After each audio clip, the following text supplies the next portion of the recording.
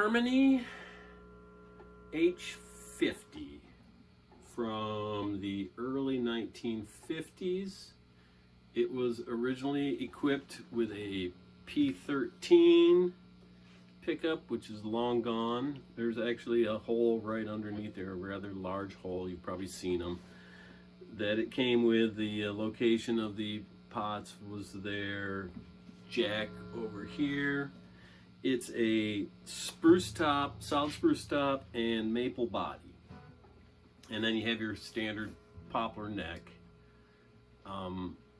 There's no truss rod in this, doesn't need one, and it's not massive. It's very modern feel to it, and nobody ever really recarved it. It's just, that's the way it was. It's very comfortable considering how these things are usually big, massive, fat necks.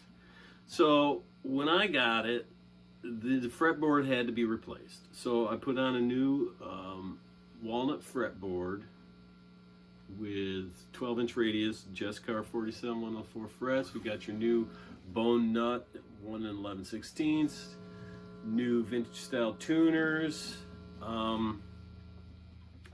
It has been abused, and there's many repairs on this from previous owner. Some creative carvings. It's RT plus MH. I wonder if they're still together. There's RT there also, and then there's RT and MH, and it's a TS and an M. Everybody's friend got carved into this guitar. So what happens when you give your guitars to kids? They do things like that. That was some serious carving there. I mean, that was dedicated carving. But it's back together now. The H50s were considered one of their better guitars at the time. When I understand the feel of it is such. I guess it was yellow to begin with. You know, I mean, what's left of it. You can see some of the repairs that have already been made before I got it. Splits and cracks. But it's all back together now. The neck reset went perfectly. And I put one of my Type 13 silver foils on here to give it a more, just a clear, clean sound. Now, I know I could have put a P90 on there, and a P90 will fit on there fine. But P90s make a lot of noise. And a silver foil is basically like a P90's little brother.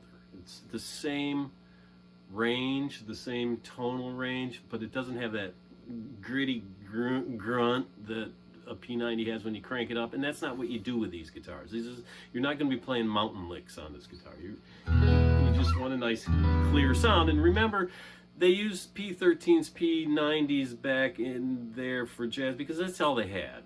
They didn't have anything else. And the problem was that they were loud and they buzzed, and then that led to humbuckers, and that's a completely different sound. So I prefer the silver foil single coils because they're an authentic clean sound. Sounds great, and not as buzzy, not nearly as loud as a P90. And so we got new alpha pots, new jack, new aluminum lightning bridge, and the only other thing that came with this guitar was the original trapeze, which works fine. And like I said, there's cracks and splits all over this thing that have been repaired previously. Everything is solid, everything is tight. It's got a softer sound to it because of the top is just like a softer piece of spruce, and it's not like the bright ones, you know, like the laminated top ones or the maple top ones. It's not like that. It's much warmer. I mean, you can't really tell when it's acoustic because these things are never loud. I mean, that's the thing about Archtop guitars. They're not loud. That's why they start putting pickups into guitars, because Archtops are sexy, not loud. But you can kind of hear the warmth come through the pickup. So, early 50s, Harmony H50 had a hell of a life. You can have it now. It's a good one.